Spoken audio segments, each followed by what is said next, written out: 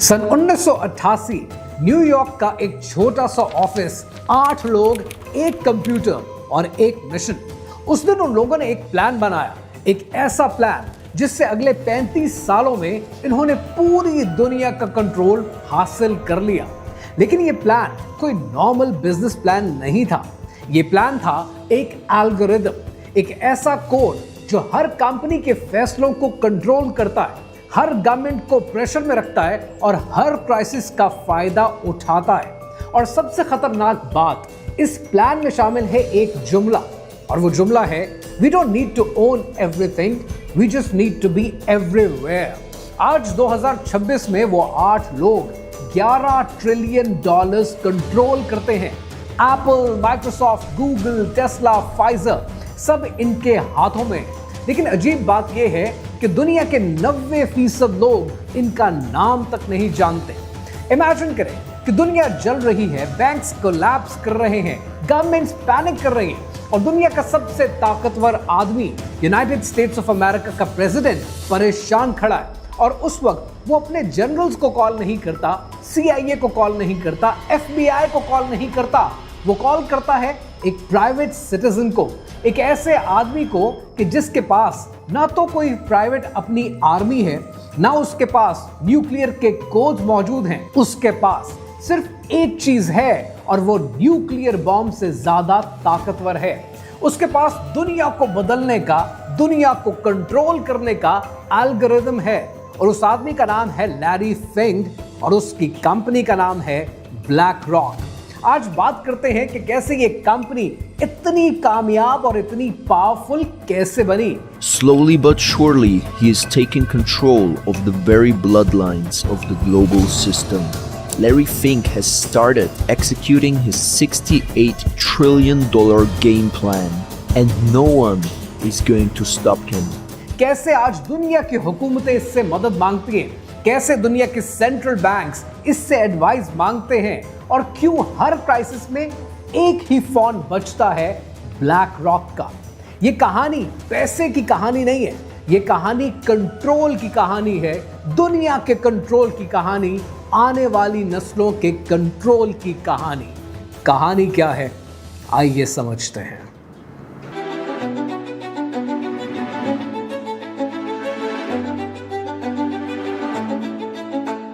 ये कहानी शुरू होती है सन 1986 में। सन 1986 का Wall Street First Boston corporation.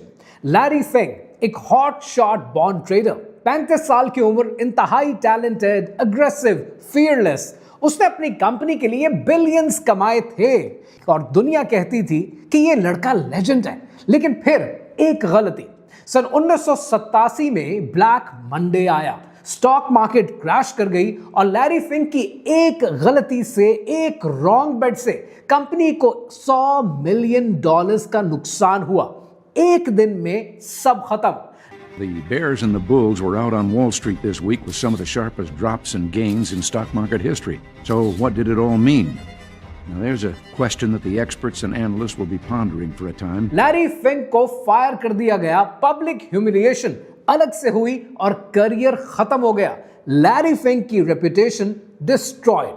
Normal आदमी होता तो शायद हार मान लेता, लेकिन लैरी फिंक ने सोचा कि अगर मैं हार गया तो सिस्टम ही बदल दूंगा। और यहां से शुरू होता है revenge plan. We should have been fired a year ago and a quarter ago before the loss. We were making so much money and we had no idea why we were making so much money. कुछ महीने के बाद Larry Fink को एक phone call आती है और ये फोन कॉल करने वाले शख्स का नाम है स्टीव श्वार्ज़मैन। स्टीव श्वार्ज़मैन ब्लैकस्टोन कंपनी का मालिक है। सन 1985 में स्टीव श्वार्ज़मैन ने ब्लैक रॉक ग्रुप बनाया था और ये एक प्राइवेट इक्विटी फर्म थी। वो शायद लैरी फिंक की काबिलियत से वाकिफ भी था, उससे मुतासिर भी था और उसने लैरी को एक ऑफर की कि मेरे साथ मिलकर काम करो। 1988 में डील फाइनल हो गई और कंपनी का नाम रखा गया ब्लैकस्टोन फाइनेंशियल मैनेजमेंट। शुरुआत में तो सब कुछ अच्छा था, लेकिन फिर मसले पैदा हुए क्योंकि लैरी को चाहिए था मुकम्मल कंट्रोल। जबकि स्टीव जहां जहां जाता था वही कहता था कि ये ब्लैकस्टोन का डिवीजन है, तो फैसले सिर्फ लैरी के नहीं होंगे, फैसले कंपनी के होंगे। और यूं 1992 में लैरी ने फैसला किया कि मैं अपनी इंडिपेंडेंट कंपनी बनाऊंगा। और जब स्टीव को इस बात का पता चला तो उसने कहा ठीक है, बिल्कुल बनाओ, लेकिन कंपनी का नाम बदलना पड़ेगा। और यूं सन 1992 में ब्लैक रॉक का आगाज हुआ। फिर यहां से शुरू होती है दुनिया की सबसे खतरनाक जर्नी। लैरी फिंग ने अपनी गलती से एक सबक सीखा। वो हार इसलिए गया था क्योंकि उसने अपनी गट फीलिंग पर बेट लगा दी। तो उसने ये फैसला किया कि अब कभी अपनी फीलिंग पर काम नहीं करूंगा, जब भी बेट करूंगा डेटा पर चलूंगा। 1989 में लैरी फिंग ने हायर किए मैथमेटिकल जीनियसेस, कंप्यूटर साइंटिस्ट और फिजिसिस्ट और उनसे कहा कि एक ऐसा सिस्टम बनाओ जो फ्यूचर देख सके। और 3 साल के बाद सन 1992 में अलादीन बनकर तैयार His हुआ। open secret to success is a massive computerized system called Aladdin. Assets, liabilities, debts and derivative investment network। लेकिन ये कोई नॉर्मल सॉफ्टवेयर नहीं था, ये था दुनिया का पहला AI सिस्टम जो 5000 से ज्यादा वेरिएबल्स को ट्रैक करता था, रियल टाइम कैलकुलेशंस करता था, क्राइसिस प्रिडिक्ट करता था और मार्केट मूवमेंट्स को मैनिपुलेट करता था। मैनिपुलेट, एग्जैक्टली आपने बिल्कुल ठीक सुना है, मैनिपुलेट, क्योंकि जब डेटा का कंट्रोल आपके हाथ में आता है तो नैरेटिव आपके हाथ में आता है। जब आप नैरेटिव को कंट्रोल करते हैं तब आप रियलिटी को कंट्रोल करते हैं। सन 1994 में इनका पहला बड़ा इम्तिहान आया। मैक्सिको की इकोनॉमी क्रैश होने वाली थी, सबको पता था, लेकिन एग्जैक्टली कब ये कोई नहीं जानता था। अलादीन ने प्रेडिक्ट किया कि अगले 2 हफ्ते में क्रैश होगा। लैरी फिंग ने शॉर्ट पोजीशंस ले ली। एग्जैक्टली 13 दिन के बाद मैक्सिको क्रैश करता है और ब्लैक रॉक ने $500 मिलियन कमाए। और दुनिया ने देखा कि ये लोग डेंजरस हैं, लेकिन असली डेंजरस चीज तो अभी बाकी थी। सन 2008 का साल आता है और इस साल सितंबर का महीना आता है। लेमन ब्रदर्स कोलैप्स कर चुका है, बियर स्टर्न्स खत्म हो चुका है, AIG गिरने के ब्रिंक पर खड़ा है, पूरी ग्लोबल इकोनॉमी पैनिक में है, बैंक्स गिर रहे हैं, मार्केट फ्री फॉल में हैं और गवर्नमेंट के पास ऑप्शंस खत्म होने वाली हैं। उस वक्त US treasury secretary Henry Paulson रात भर मीटिंग्स में बैठे रहते हैं और एक ही सवाल है उनके दिमाग पे कि सिस्टम को कैसे बचाया जाए। We are watching this market deteriorate. The stock market is now down 21%. और फिर एक फोन कॉल होती है लैरी फिंग को।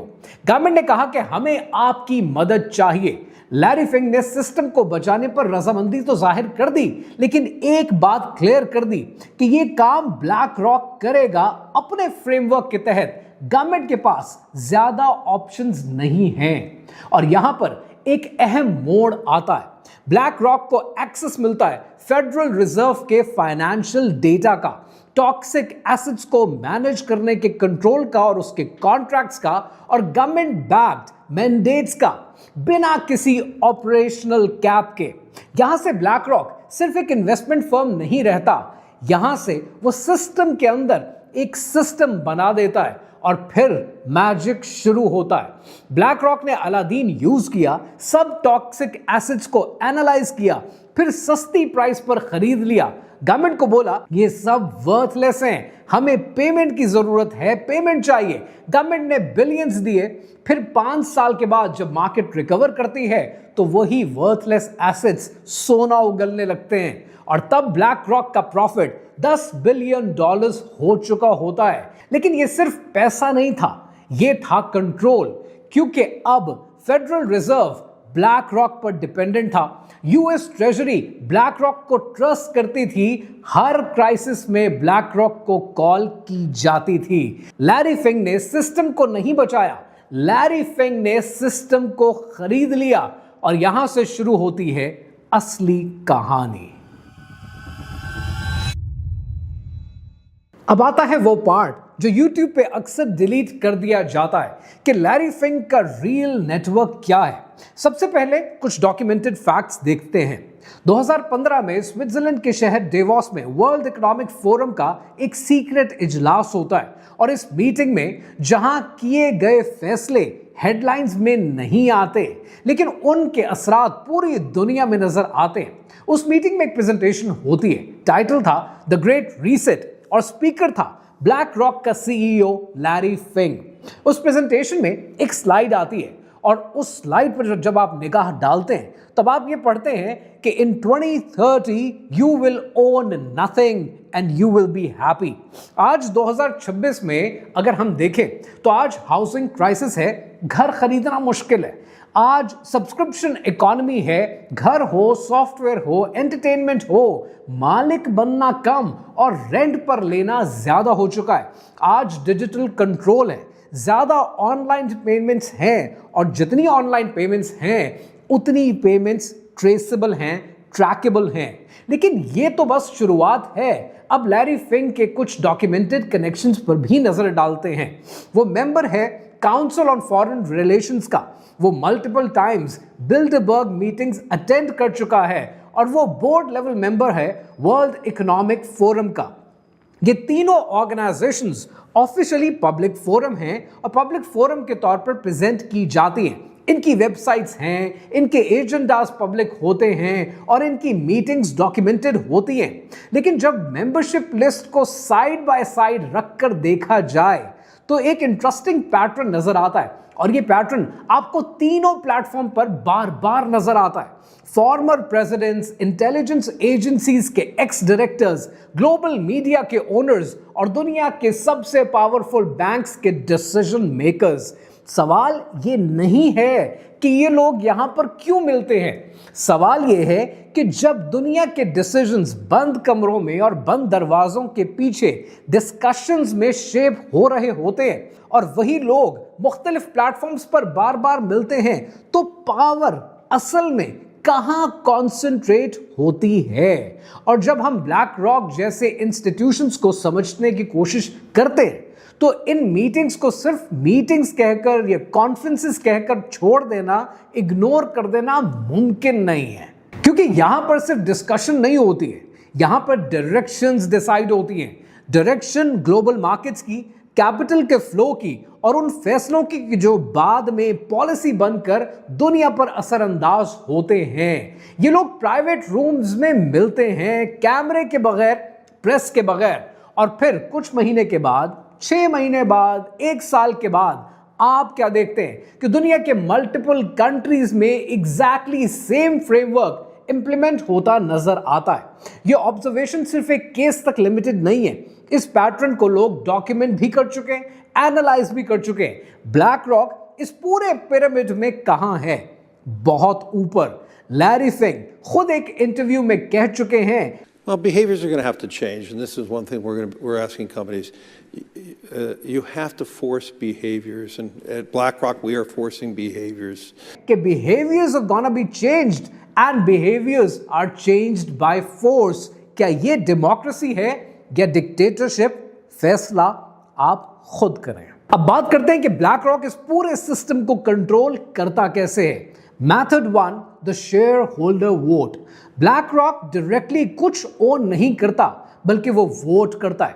जैसे 2021 में एक्सॉन मोबिल शेयर होल्डर्स की मीटिंग में ब्लैक रॉक ने वोट किया क्लाइमेट एक्टिविस्ट बोर्ड मेंबर की फेवर में और नतीजा सीईओ को हारना पड़ा और एक वोट से कंपनी की डायरेक्शन चेंज हो गई। दूसरा तरीका method 2 which is the ESG weapon. Black rock ने बनाया ESG स्कोरिंग सिस्टम यानी environmental social governance. Sounds good right? लेकिन रियलिटी में अगर आपका ESG स्कोर लो है, फंडिंग नहीं मिलती, अगर आप ब्लैक रॉक के नैरेटिव को फॉलो नहीं करते तो रेटिंग गिर जाती है और अगर आप रिबेल करते हैं तो मार्केट से बाहर निकाल दिया जाता है। ये कैपिटलिज्म नहीं, ये कंट्रोल्ड कैपिटलिज्म है। और तीसरा method, the method number 3, the revolving door. Black rock के कितने एग्जीक्यूटिव हैं जो हुकूमत में सर्व करते रहे हैं, बाइडेन के national economic adviser BlackRock के पैनल पे हैं, एडेमो वॉली जो कि यूएस के डिप्टी ट्रेजरी सेक्रेटरी रहे हैं, ब्लैक रॉक के पैनल पे हैं, कैमला हैरिस के पास जो चीफ इकोनॉमिक एडवाइजर थे माइकल पायल, वो ब्लैक रॉक के पैनल पे हैं। और अगर हुकूमत के लोगों की बात करें तो फॉर्मर फेडरल रिजर्व के वाइस चेयर स्टैनले फिशर, ये ब्लैक रॉक के एडवाइजर हैं। शेरिल मिल्स की बात करें जो कि हिलरी क्लिंटन की चीफ ऑफ स्टाफ रही हैं, वो ब्लैक रॉक के बोर्ड पे हैं। क्या ये कॉन्फ्लिक्ट ऑफ इंटरेस्ट नहीं है जब हुकूमत में पॉलिसी बनाने वाले खुद कॉर्पोरेट प्रॉफिट पर चलते हो? ये एक ही जगह पर दो काम करते हैं, कोई सवाल नहीं पूछता। And then they have a third and fourth method, और ये जो चौथा मेथड है वो है द क्राइसिस प्लेबुक। ये पूरा एक पैटर्न है। 2008 में फाइनेंशियल क्राइसिस आता है, ब्लैक रॉक को कॉन्ट्रैक्ट मिलता है। 2020 में कोविड का क्राइसिस आता है, ब्लैक रॉक को कॉन्ट्रैक्ट मिलता है। और फिर 2023 में बैंकिंग का क्राइसिस आता है, ब्लैक रॉक को कॉन्ट्रैक्ट मिलता है। हर बार सेम प्लेयर, खुद ज्यादा कोइंसिडेंस नहीं है, ये सब कुछ पहले से प्री प्लान्ड है। एक बहुत मशहूर कहावत है कि never let a good crisis go to waste, और ब्लैक रॉक ने इस सब को बिजनेस मॉडल बना दिया। अभी तक जितनी कहानी आपने ब्लैक रॉक के हवाले से सुनी है, ये तो सब तारीख का हिस्सा है। अब बात करते हैं कि वो फ्यूचर में क्या प्लान कर रहे हैं। This is the base. Going forward will be talking more about black rock and what's ahead, दुनिया में और क्या होने वाला है। अभी बात करते हैं कि ब्लैक रॉक किस किस्म का फ्यूचर आपके लिए और मेरे लिए प्लान कर रहा है। Step 1, central bank digital currencies. Black rock ने हर मेजर सेंट्रल बैंक को एडवाइस कर रखा है, फेडरल रिजर्व को, यूरोपियन सेंट्रल बैंक्स को, रिजर्व बैंक ऑफ इंडिया को, और सब डिजिटल करेंसीज लॉन्च कर रहे हैं। क्यों? क्योंकि कैश में फ्रीडम है, कैश को ट्रेस नहीं किया जा सकता, कैश को कंट्रोल नहीं कर सकते, कैश को फ्रीज नहीं कर सकते। लेकिन डिजिटल करेंसी की हर ट्रांजैक्शन ट्रेसेबल होती है, उसको ट्रैक कर सकते हैं, हर परचेज मॉनिटर कर सकते हैं, और अगर गवर्नमेंट चाहे तो अकाउंट को फ्रीज कर सकती है। और चाइना में ऑलरेडी ये हो रहा है। सोशल क्रेडिट सिस्टम के नाम पर रॉन्ग ओपिनियन पोस्ट करने पर क्रेडिट स्कोर गिर जाएगा, गवर्नमेंट को क्रिटिसाइज किया तो ट्रैवल बैन लग जाएगा, और एंटी नेशनल कंटेंट शेयर किया तो बैंक अकाउंट फ्रीज हो जाएगा। और ब्लैक रॉक चाइना का सबसे बड़ा फॉरेन इन्वेस्टर है, मतलब ये सिस्टम ऑलरेडी चाइना में टेस्ट हो रहा है और बहुत जल्द ग्लोबली रोल आउट होगा। Step 2, the tokenization of everything. BlackRock का कहना यह है कि गोइंग फॉरवर्ड दुनिया के हर रियल वर्ल्ड एसेट का मतलब है टोकनाइजेशन। आपका घर नहीं है, ये एक डिजिटल टोकन है। आपकी गाड़ी नहीं है, ये एक डिजिटल टोकन है। और आपकी सेविंग्स भी आपकी सेविंग्स नहीं है, ये एक ऐसा डिजिटल टोकन है जिसमें दुनिया इन्वेस्ट कर सकती है। हो सकता है मेरे घर के अंदर 150 इन्वेस्टर्स ने इन्वेस्ट कर रखा हो, लेकिन जब सब कुछ डिजिटल हो तो कंट्रोल कंप्लीट हो जाता है, और ये सारा कंट्रोल ब्लैक रॉक के हाथ में आ जाता है। They don't have to own anything, they just have to control it. एक क्लिक आपकी प्रॉपर्टी गॉन, एक एल्गोरिथम आपका एक्सेस अकाउंट ब्लॉक्ड, और एक डिसीजन आपकी जिंदगी खत्म। और यहां ये सब कुछ साइंस फिक्शन नहीं है, ये ऑलरेडी इन मोशन है। अब यहां पर एक गलतफहमी है जिसको दूर करने की जरूरत है कि ये कहानी किसी आदमी की कहानी नहीं है, ये कहानी किसी कंपनी की कहानी भी नहीं है, ये कहानी एक सोच की कहानी है। ये कहानी है कंट्रोल के नए मॉडल की। पहले पावर का मतलब होता था जर जन जमीन, या फिर कब्जा, या फिर पैसा, लेकिन आज पावर का मतलब है डेटा, एल्गोरिथम और डिसीजन मेकिंग के टूल्स। दुनिया आज दुनिया की हुकूमतें नहीं चला रही है, दुनिया आज दुनिया के कंग्लोमरेट्स चला रहे हैं। And these are the side effects of capitalism, और आपको जागने की जरूरत है। ब्लैक रॉक की ये सारी कहानी समझने का मतलब सिर्फ कहानी समझना नहीं है, इसका मतलब यह है कि आपको क्या करना है वो मैटर करेगा। तो अब बात करते हैं कि आपके लिए इस पूरी कहानी से क्या एक्शन स्टेप्स बनते हैं। सो अब आपने करना क्या है? आपने करने हैं 3 काम। पहला काम, आपने अपनी फाइनेंशियल इंडिपेंडेंस हासिल करनी है। और उसका तरीका क्या है? आपने सूद से बचना है, आपने रिबा से बचना है, क्योंकि जो सूद पर लेन देन करेगा अल्लाह सुब्हानहू तआला के साथ उसकी खुली जंग है। Avoid that. नंबर 2, जो आपने दूसरा बड़ा अहम काम करना है, आपने रियल एसेट्स में इन्वेस्ट करना है, गोल्ड में, सिल्वर में, इमूवेबल प्रॉपर्टी में, क्योंकि with the passage of time आप ये देखेंगे कि fiat currency, paper currency worthless होती चली जाएगी, क्योंकि कैश शायद आज भी पावर है, लेकिन रियल एसेट्स उससे भी बड़ी ताकत है। और तीसरा और सबसे जरूरी काम जो आपने करना है, आपने अपनी स्पिरिचुअल रेजिस्टेंस पैदा करनी है। सदकात दिया करें, सदके को बढ़ाएं, क्योंकि अल्लाह सुब्हानहू तआला सूद को घटाता है और सदके को बढ़ाता है। और जब आप ये करते हैं तो आप वो ताकत हासिल कर लेते हैं जिसको कोई ब्लैक रॉक या कोई कंपनी, कोई ताकत आकर चैलेंज नहीं कर सकती। रही बात ब्लैक रॉक की, तो ये एक कंपनी है जो आज दुनिया का कंट्रोल हासिल करने की कोशिश कर रही है। लेकिन तारीख आपको क्या सबक देती है? तारीख कहती है कि ताकत कभी भी परमानेंट नहीं होती। रोमन एम्पायर आई, खत्म हो गई। ब्रिटिश एम्पायर आई, खत्म हो गई। सोवियत यूनियन आई, खत्म हो गई। और एक दिन ब्लैक रॉक ने भी खत्म हो जाना है। लेकिन जो चीज हमेशा से परमानेंट थी, परमानेंट है और परमानेंट रहेगी, वो अल्लाह सुब्हानहू तआला की जात है। अल्लाह सुब्हानहू तआला ने सूरह अल हदीद में क्या फरमाया? हुवल अव्वलुल आखिर, वही पहले है और वही आखिर है।